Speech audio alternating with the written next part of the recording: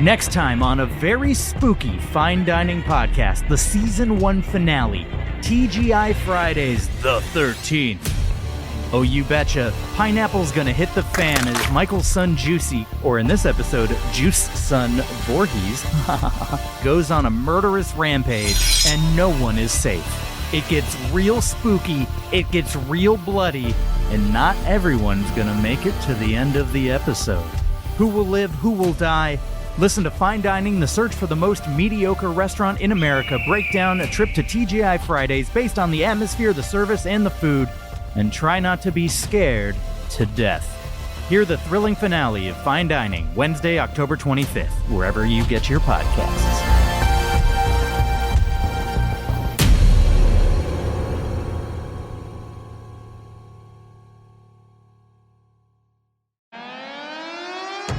Before you criticize the Sun's journalists for their behavior, just think about the impact that criticism will have on their mental health. Hashtag be kind, you bastards. I'm Harriet Langley-Swindon, and this is Non-Censored. Hello and welcome to Non-Censored, the podcast that wraps up all the best bits from my very real daily radio show into one easy-to-digest highlights package. I'm joined, as ever, by my producer, Martin. And what a show we have this week, eh, Martin? Oh, yes, indeed. We spoke to former Prime Minister Liz Truss about, whether she was ever Prime Minister. We spoke to Nadine Dorries about her new book. And Eshaan Akbar gave his views on the Hugh Edwards story. But before we get going, we do need to issue a clarification. Here at Non-Censored, we are very proud of our journalism, which has such an important part to play in a functioning democracy. We shine a light on the dark corners of national life and bring you important stories that you need to know. But we are also very aware of our responsibilities as journalists to do no harm. And it has come to our attention that some of you seem to think that just because we ran a story under the headline, Pervy Nont's going to be banged and the slammer says ex-top cop, we were somehow alleging that some kind of criminal behaviour had taken place. Nothing could be further from the truth. We were just bringing you the important news that a man had texted someone and that a former commissioner of the Metropolitan Police had informed us that if any of the messages had broken a law, which it turns out they hadn't, there could be a criminal penalty up to and including a custodial sentence. Now, I know we have a lot of silly little lefties listening to this podcast looking for mistakes or whatever, but let's tell you that... hang on, Martin, I'll start that again. Can you edit this?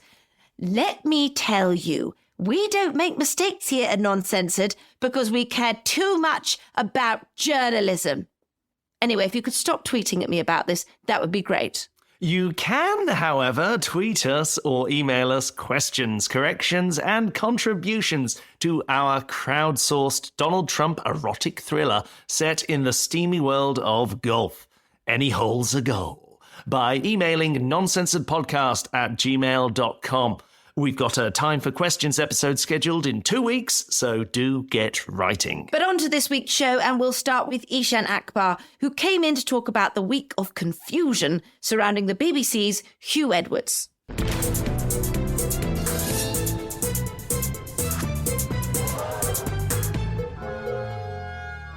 Hello, Eshaan Akbar. How are we? Hello, Harriet. We is very well, thank you very much. How is too? Well, I am very excited about this week's hot and spicy takeaway of the week because there's been a lot going on, Eshaan, and sometimes when one needs to make sense of things, one needs Eshaan Akbar. You're absolutely right, and I am here to offer some calm amongst the storm of the last week. You may well have seen that the Sir Asteriskson newspaper... The whaty? The Sir Asteriskson... I think Eshaan's putting in asterisk. Is it asterisk? Not asterisk is the is small animated Viking, isn't he? Oh yeah, it is. Yeah, it's asterisk. So blocking out the name of a well-known red top Murdoch-owned newspaper. There, I think it's very good of you. Actually, the you saving Times. Me. No, not that one. That's the opposite of the Moon. The sun. The sun. Well, okay, well, that's... The sun. That's opposite to the moon. That is opposite to the moon. Yes. I know that because I went to school. Yes. So that newspaper made some quite sensational claims over the week that a BBC presenter had been sending inappropriate messages and whatnot to some young person. Now, it has been revealed who that person is.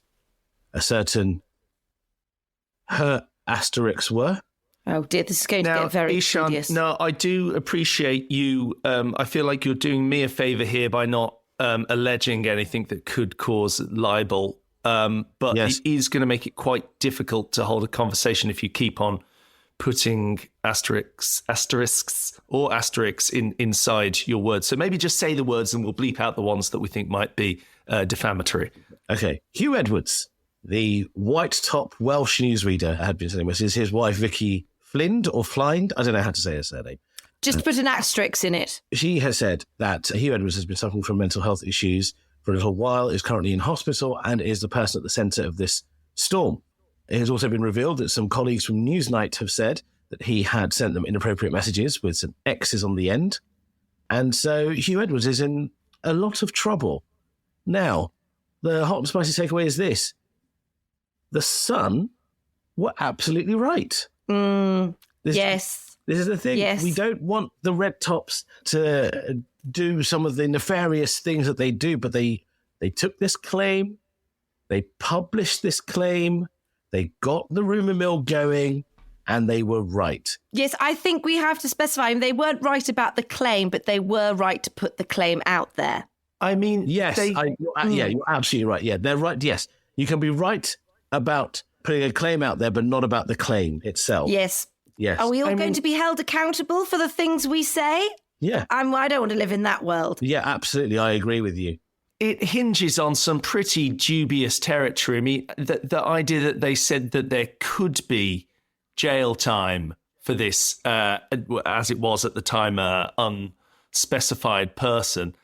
I mean, there could be a lot of things. It's a strange cover to hide behind, I feel. Yeah, but if they hadn't put the claim out there, Harry's absolutely right. They hadn't put the claim out there, wouldn't have discovered retrospectively where the issue is. And so it's so... And it wouldn't have made a very good story. Yeah, absolutely. What would the story be then? Troubled man has troubled private life. Boring. No, I don't want to read that in my papers. Yes. And there's the thing, is the nefarious schemes that a lot of these red tops use, I think they're fine to do it. Hack the phones. Yes. Get the records. Yes. We need to know what people are up to. These people are being paid public money. Therefore, if you are a public servant, every bit of your activity needs to be known by the public. That's how it works. Well, no. Well, what do you mean by public? Do you mean just you mean BBC anyone presenters? That's a journalist, perhaps they're working in the public interest. Yes. No. If you're setting up, say, a Threads account or an Instagram account, and the option you choose is public profile or presenter, anything beginning You with... can find me on Harriet Langley-Swindon is right. That's on Threads and Instagram and not yet Twitter. So if your category is public-facing and people can hear your voice, people outside of your immediate family hear your voice, they see you on screen, or we can find you on, say, a Spotify podcast platform, then your private matters need to be visible to the world. Steady on, Eshaan. Come on now. I don't think that's fair. That's some scary territory for a lot of people. I think we have a right to a private life. We have a right for our private life to be respected. May I just say respectfully, Harriet, the way you're wanting privacy makes you sound a bit like a paedophile. Okay, right. What? So you put the asterisks in earlier, but now we have that. I'd like to just establish there are no... This is a pedo-free zone. Why are we already... Why are we already in the pedo section? Look, that's not fair, Eshaan. That is not true. Just because my cousin Kenny is a paedophile doesn't mean I am too. Well, no, but perhaps. But whatever happened with Kenny happened with Kenny. But because you're in the public eye, you shouldn't be so nervous. You've got nothing to hide. What? I've got nothing to hide. Read my texts. Read my mail. I've got nothing to hide. Neither do you, Harriet. You've had no extramarital affairs. Well, you're not. Well, it depends how you define. It's, do you know what? None of your business, actually, Eshaan. Yes. Also, Eshaan, I do have to agree here. Although, I mean, I'd be happy to volunteer certain elements of my life. I mean, you've made me read some of your texts in the past, and they made me feel very uncomfortable. It would just be a blank page of nothingness. Well, no, it's an empty page of opportunity. That's what my life is. That's why I have very few texts. So I keep my inbox available for. You actually reply to those Domino's pizza offers, don't you? Well, yes. I say thank you for alerting me. I'll consider it in future. Best wishes to you and yours. And then I sometimes send them Christmas greetings as well. But I mean, I don't. No one wants to know about producer Martin's life. Yeah, I think the public aren't interested in his life. The public are interested in yours, Harriet. And perhaps they don't need to know about mine. I let the public know what's important about me. All right? I let them know. But the BBC, it's different because BBC, they have to be impartial. And that goes for their lives too. But we're impartial, aren't we? Oh, well, I mean, I try to keep us impartial, yes. Well, we tell the truth. We tell the truth. Well, and this is it. And you should tell the truth about your life. No, I shouldn't. So why do No one needs to know about Derek and Diana. No one. Right. This has become very specific. I feel that we are in a situation here, which Eshaan has very well brought up, that it's one rule for I'm very well brought up, thank you. The BBC and another rule for the rest of the entire press, it would seem. Yes. I mean, when one man is having a mental health crisis, they seem to be shouting out, hang him, send him to prison, when he hasn't actually, it seems, committed any kind of criminal offence. And on the other hand, when people are hacking phones and doing all sorts, we're told that, oh, no, well, that's just their private life. Leave them to it. It's not a criminal offence, though, is it? Hacking onto a phone. Yeah, I had an ex. I hacked into her phone a couple of times. That's how I found out she was cheating on me. Oh, Eshaan. She left her phone, and I just unlocked it because I knew the code. Wow. 3 months. Well, is she a famous figure? Because we could take her down. Yeah, she is. Claudia Winkleman. Okay. Well, once again, asterisks could have been deployed there, because I think that's... Well, Claudia, if you're listening, you should be very afraid. Especially, it just goes to show, doesn't you? Another BBC employee doing something illegal, like cheating on Eshaan Akbar. This is hearsay, and I think I'll probably delete this from at least the podcast version of the show. No, I think it's all right. I think we've got to put it out there. We've got to put out the truth for the people. Thank you. And if it's later not the truth, then that's not our problem. Yes. In fact, it's Claudia's. Yes. And maybe her husband's. Yeah. As Harriet said, there's nothing wrong with putting the claim out there. In fact, that should be encouraged. Put it all out there. I'm claiming Claudia Winkleman cheated on me. Okay. No, let's leave the Winklemans alone. Non-censored exclusive. They've got such lovely faces and hair, so and great personalities too. I mean, if anything, why don't Claudia, you write an article about that, Owen Jones? Right, we're going after Owen as well. Why don't you post a video online, Ash Sarkar? Yes. Let's take them all down. Eshaan Akbar, thank you. She broke my heart.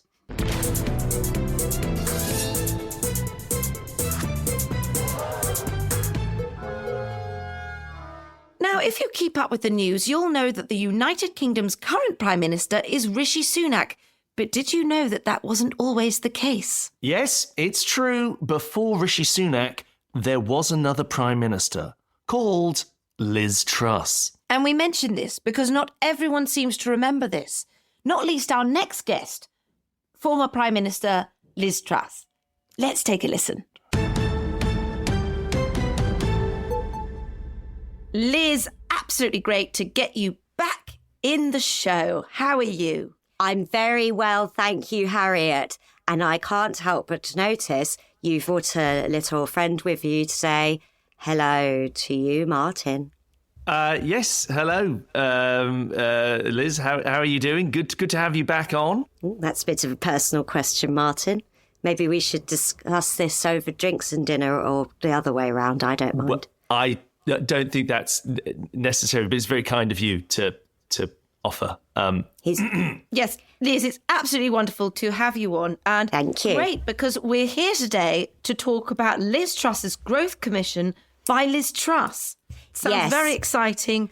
Please tell us what to expect. With Liz Truss's Growth Commission by Liz Truss, 47 and 11 months, you can expect plans for the future, a fresh new outlook, economy, which works written down because the end of the second economy is me.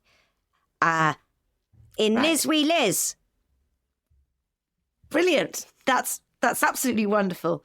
Now, Liz, there has been a few naysayers about your commission. No. Because they're saying that you're perhaps not the best person to advise on the economy, seeing as you spaffed it all up the wall when you were briefly Prime Minister.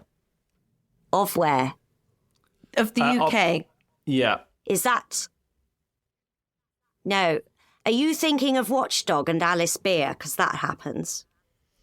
No, Liz Truss. I do believe, I'm sort of questioning now my own brain, but I do believe you were briefly Prime Minister after Boris Johnson.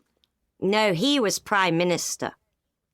Right. Okay, so we're not going to get anywhere with that. But what would you say to these naysayers who might suggest for things that happened in the past that you perhaps are not the best person to advise on economic growth in the country? What has happened in the past happened under previous leaders of the party, the Conservative Party. I would be part of a new government, and I would say to those people, a new government would be nice, wouldn't it? Time for a change. By Liz Truss. Yes. Martin, would you like to go for drinks with the future Prime Minister? Right. Well, we've got two things happening here, I feel.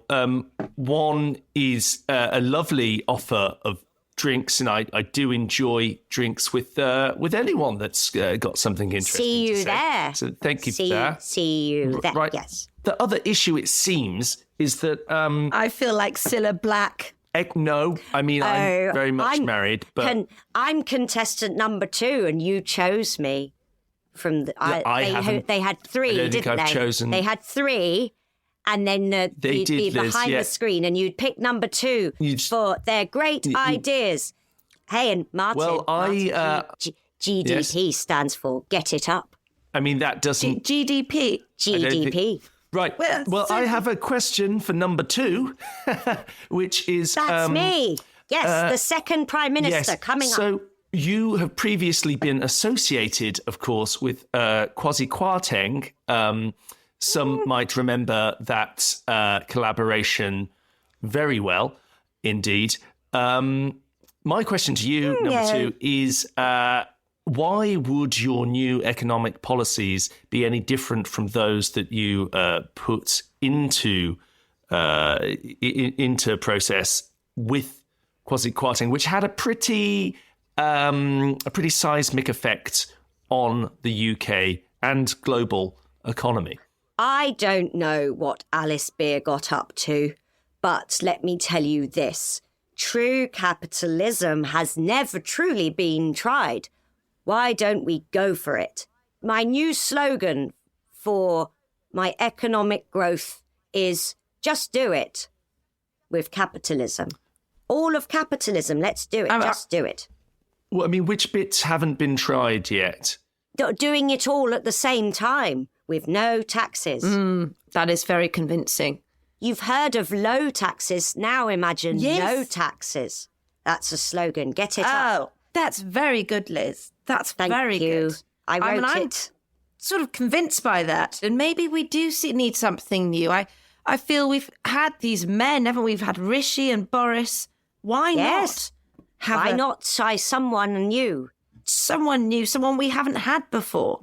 Yes, me, Liz Truss. I'm starting to think, Liz, maybe the idea that you were Prime Minister, I mean, maybe that was just a dream I had. I do have to stop you there, Harriet. I mean, there was,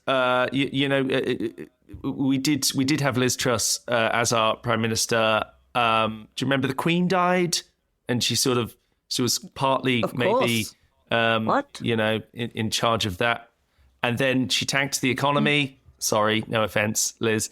Then she was unfavourably compared to a lettuce. I believe there was a live stream. Anything ringing any bells at all? I think, Martin, you have basically, if you tried to suggest that as a plot for the thick of it 15 years ago, you'd be laughed out of the office for being too silly. So it obviously didn't happen. Also, Martin, it sounds to me like what you're saying. It sounds to me like a dream, especially the lettuce bit. Well, It's a bit psychedelic. Maybe we all had the same dream. I mean, there's still an impact on the mortgages for most people in the UK. Maybe this is a collective dream. Can I tell you what I'm getting from this? Yes, Liz. Martin's been dreaming about me. Oh, okay. That's not where I was. I mean, there is that. If it was a dream, then it's one of those sort of Freddy Krueger fever dreams that it has real life implications, and we're all a lot danger, worse off Martin. for it. Martin, I'm not a conspiracy theorist, but I do think it's something the woke left and the blob would do. What? Is put psychedelics in our drinks and make us dream about Liz Truss being Prime Minister and it's spaffing up the whole economy.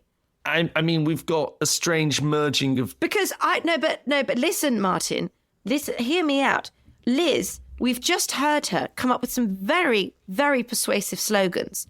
Now, would a woman with convincing slogans like that about the economy really implode it? I don't think so. It doesn't Obviously add up to me. It doesn't add up. That would be a terrible thing to do. Yes, if she'd really sort of cost the UK loads of money, would she really then try and relaunch herself as an economic mind with economic plans? No. Okay. It's just too crazy. What about... Be sensible, Martin. Be sensible, Martin. Do you remember the weird little curtsy? You must remember that. You met the Queen, she died, and then you met the King, didn't you? I can't wait to meet the King and Queen when I am Prime Minister. Oh, well, how wonderful. I think we've really learnt a lot today. Liz, best of luck with your plan. I hope you defeat the blob. I hope you get the economy growing, and I hope to see you as our next Prime Minister soon. Thank you. In Liz we Liz. In Liz we Liz. And Martin, we both need to stop eating cheese before we go to bed. Oh, cheese. British cheese. Not a bad idea. Oh, no, I forgot. We've set her off about cheese. I love cheese. You always remind me not British to do that. cheese. Eat it up. All the good British cheeses. Yes. Cheddar, Red Leicester, Stilton, Camembert, all the best ones. Brie. Right, maybe we should talk about something else like pork instead. Don't start with the pork. Thank you. In Liz we Liz, pork me up.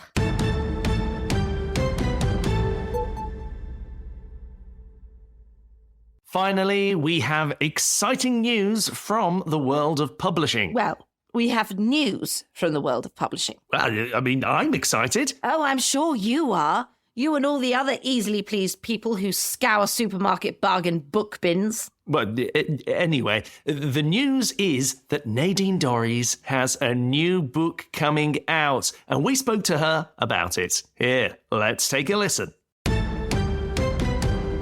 Nadine, how is life treating you with your own little show that very few people watch? Well, Harriet, that's a whole 5,000 viewers more than watch your show, which is audio only. That's what radio is. That's culture. Okay, well, thank you for that.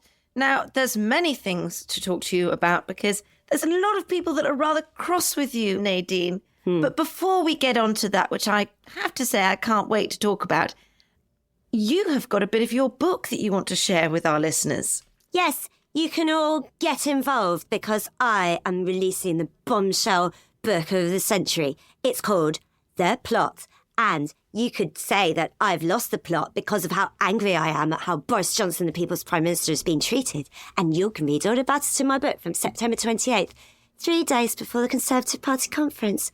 Looking forward to it, Rishi. I know I am.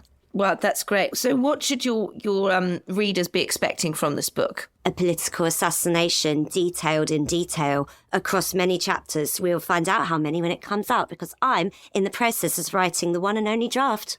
Wow, so it doesn't need editing. One draft. The truth speaks for itself, Michael. Martin, but sure, okay. Well, very, very excited to read it. I think we'll probably, I'm going to probably have to do that at some point to know what you said. I'll come back and read it aloud.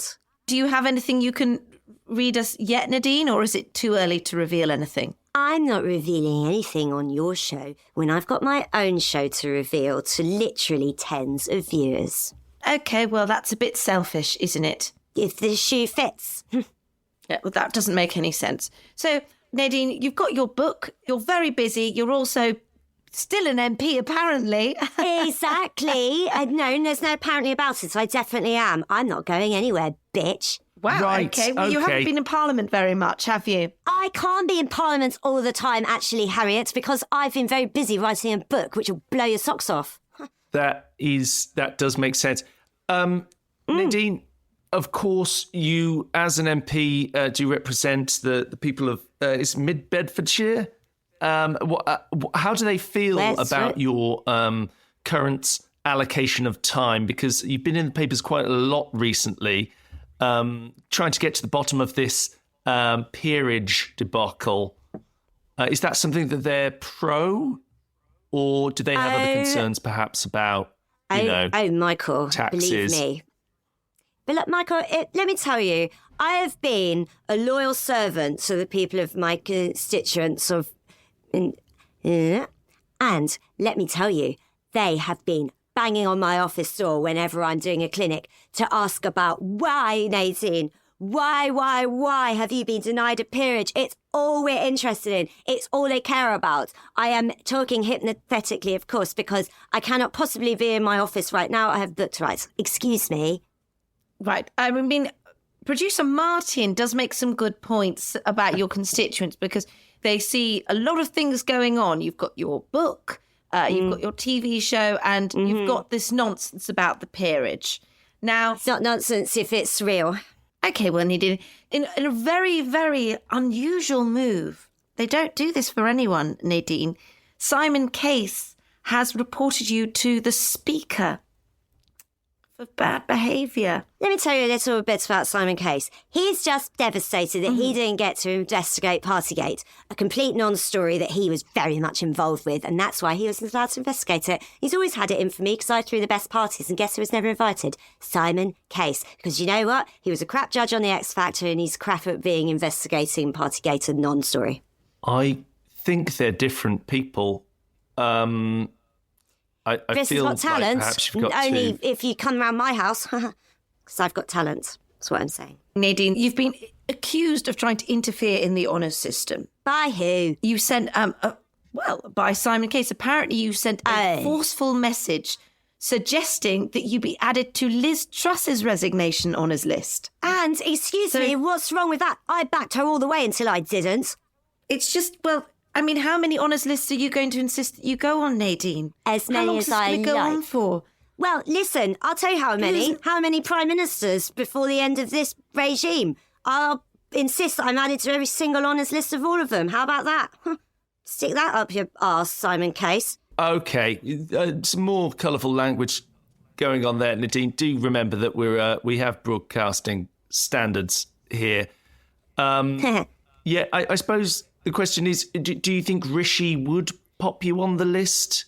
Is that something he's likely to do? You haven't been very nice about him, Nadine. Well, I can easily write a letter because I'll probably have my book out by the time he's gone. So I'll have lots of time to write a letter. I don't have anything else going on.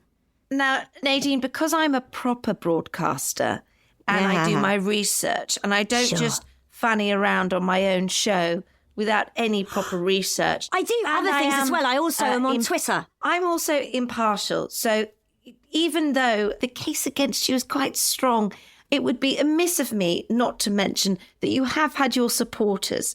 The Times reported that a friend of yours said, and I quote, "It is complete nonsense. She was probably upset on the day at the way she had been treated, but she's not aggressive. She has been very badly served." Yes, and Who's your friend, Nadine? Her name is Nadine Dorries. We're very good friends. We go way back. Right. And another thing that Nadine said was that I was extremely attractive, and some might say more than Carrie. Nadine said that.